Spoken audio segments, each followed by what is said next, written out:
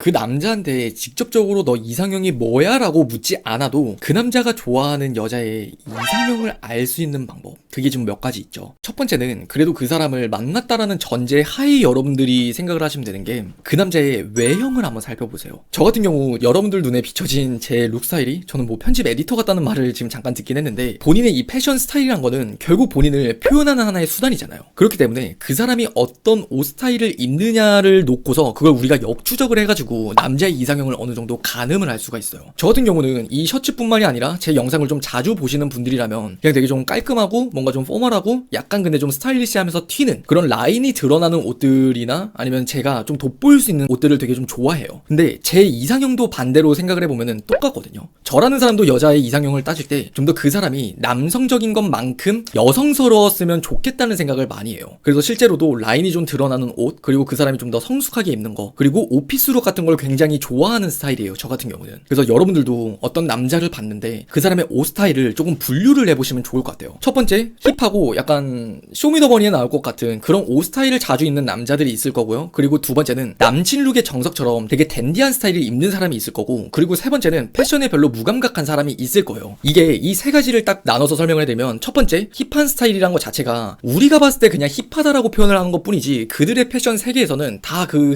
힙한 스트릿한 패션에서도 유행과 감성이 다 있다 그래요. 그래서 여러분들이 생각을 하면 되는 거는 이 사람은 진짜 독특한 이 사람만의 코드가 있구나라고 이해를 하시면 되고요. 그리고 두 번째로 남친 룩 스타일처럼 좀 되게 깔끔하고 댕댕이 같은 스타일을 입는 걸 좋아한다면은 그 사람은 좀 더 여친 룩스러운 스타일을 되게 좋아할 거예요. 뭐 좀 박보영 같은 느낌이라던가 아니면 그냥 뭐 얼짱시대에 나올 것 같은 그냥 호불호 없이 아 참 예쁘다라고 생각이 드는 그런 이성을 좋아할 가능성이 매우 높아요. 그리고 세 번째, 옷 스타일에 별로 신경을 쓰지 않는 남자도 있겠죠. 그런 남자라면요, 본인을 표현한다는 것 자체에 그렇게 큰 메리트나 아니면 큰 생각을 하지 않는 사람이기 때문에 이상형을 따지는 부분 역시도 그렇게 깐깐하지 않아요. 그냥 무조건 어떤 남자들은 뭐 섹시한 사람을 좋아한다, 뭐 예쁜 사람을 좋아한다, 애교 많은 사람을 좋아한다, 그런 이상형의 선들이 있지만 패션에 비교적 무감각한 사람들은 본인이 이성을 만날 때 역시도 이 사람은 이상형을 그렇게 크게 따지는 사람은 아니겠구나, 이 정도로 1차적으로 우리가 가늠을 할 수가 있어요. 그리고 두 번째로는 여러분들이 뭘 보냐면 되냐면은 인스타그램에 올라오는 사진들이나 아니면 그 사람의 배경 프사나 카톡 프사를 보면 돼요. 첫 번째 유형은 이제 그 사람이 여행 간 거를 굉장히 많이 찍어두는 케이스가 있고요. 그리고 두 번째는 셀카를 많이 찍는 케이스가 있고요. 그리고 세 번째는 남이 찍어준 사진을 많이 올리는 케이스가 있고요. 그리고 네 번째는 명언이나 아니면 글귀 같은 거를 좀 많이 캡처해두는 경우가 있어요. 이 네 가지가 각각이 좀 더 다른 게, 첫 번째, 풍경을 좀 더 좋아하는 사람은 그 사람이 굉장히 에너지틱하고 여기저기 다니는 걸 좋아하는 사람이면서, 그리고 그 사람은 순간순간의 소중한 좀 더 감성을 잘 기억하는 사람이라는 걸 우리는 유추할 수 있어요. 그렇기 때문에 그 사람의 풍경이 좀 더 많다면은 여성을 볼 때도 꽤나 감성적인 여성의 스타일을 굉장히 좋아할 거예요. 뭔가 좀 아기자기하고 뭔가 말강량이 같은 그런 스타일의 사람도 사람이지만 좀 더 이제 섬세하고 여성스러운 그런 사람을 좋아할 가능성이 좀 높은 사람이라고 이해를 하시면 돼요. 그리고 두 번째, 자기 셀카를 많이 찍는 사람은 에고에 대한 자기애가 굉장히 강한 사람이라고 이해를 하시면 돼요. 그렇기 때문에 자기 셀카를 잘 찍는 사람의 경우에는 그만큼이나 좀 더 튀는 돋보일 수 있는 여성을 좋아하는 경우가 좀 많아요. 추가적으로 이야기를 해보면은 여성분들도 많이 공감을 할 건데, 셀카를 많이 찍는 사람들이 자존감을 높이려고 셀카를 많이 찍는 사람이 있고, 진짜 자존감이 높잖아요. 그러면은 되려 셀카를 진짜 좀 안 찍는 경우가 있어요. 셀카를 진짜 많이 찍는다고 해서 이 사람이 진짜 자기애가 굉장히 강하구나가 아니라 자기애를 강하게 높이려고 노력을 하는 사람이라는 걸 이해를 하셔야 되는 거예요. 그리고 세 번째, 남이 찍어준 사진이 많은 사람들이 있어요. 이런 사람들은 남에게 비춰지는 나의 모습이 굉장히 중요한 사람들인 거예요. 남에게 내가 잘 보여야 되고요. 그리고 남들에게 내가 항상 이뻐 보여야 되고요. 어느 정도 착한 아이병이라는 것도 있는 사람이란 걸 우린 유추할 수가 있어요. 그러면은 여러분들이 남들이 봤을 때 얼마나 매력적인 사람인데 그게 굉장히 중요해요. 그리고 네 번째, 글귀 같은 거를 굉장히 좋아하는 우리네 아버님.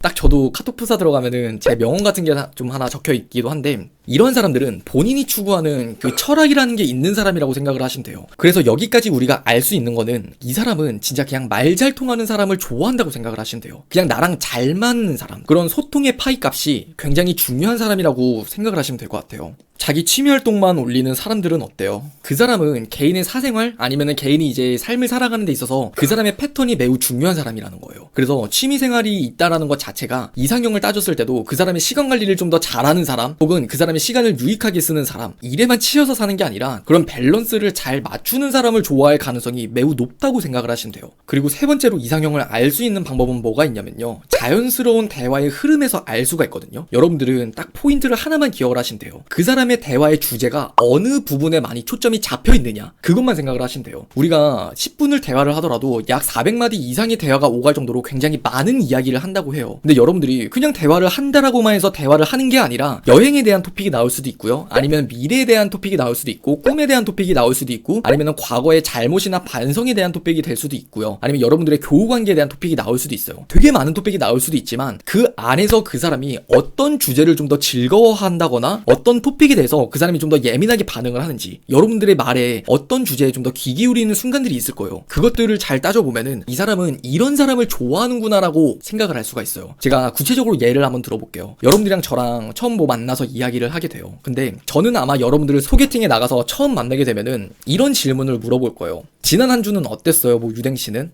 많이 바쁘진 않았어요. 저는요, 그냥 소통이라는 걸 굉장히 중요시 여기는 사람이기 때문에 이러한 질문부터 물어보는 거예요. 여러분들의 일주일 삶이 어땠는지, 여러분들이 어제는 힘든 일이 없었는지, 아니면은 어떠한 이슈가 있었는지, 혹은 여러분들이 지금 하고 있는 것들이 뭐가 있는지, 그냥 여러분들의 삶이라는 게 저는 가장 궁금한 사람인 거예요. 그러면은 저라는 사람을 빗대서 이 이상형이란 걸 한번 생각을 해보면요, 저는 아까 명언 올라온다고 했었죠. 그리고 두 번째로 저는 진취적으로 좀 미래를 보면서 계획적으로 살아가는 사람이에요. 그래서 여러분들이 좀 더 구체적으로 이야기를 해줄수록 저는 여러분들에게 호감을 키워가겠죠. 그리고 여러분들의 입장에서 저를 봤을 때 제 이상형을 유추할 수 있는 방법은, 지금 이렇게 내 삶을 궁금해하는 거 보니까 유신이라는 사람은 참 소통을 중요하게 생각을 하는 사람이구나, 그리고 내가 이러한 소통을 잘해주면은 이 사람은 나를 좋아할 가능성이 매우 커지겠구나, 그렇게 생각을 하면 돼요. 만약에 여행에 관련된 이야기가 나왔더라면요, 그 사람은 그냥 단순히 여행을 좋아하는 사람이라고만 생각을 하실 게 아니라 좀 더 짜릿한 거, 그리고 나를 새롭게 변화시켜줄 수 있는 거, 차이에서부터 오는 매력이라던가 나와는 다른 걸 가진 사람에게 매력을 느낄 가능성이 매우 높아요. 그래서 여러분들이 좀 더 이 사람과는 다른 색깔을 가지고 있다거나 이 사람에게 좀 더 나를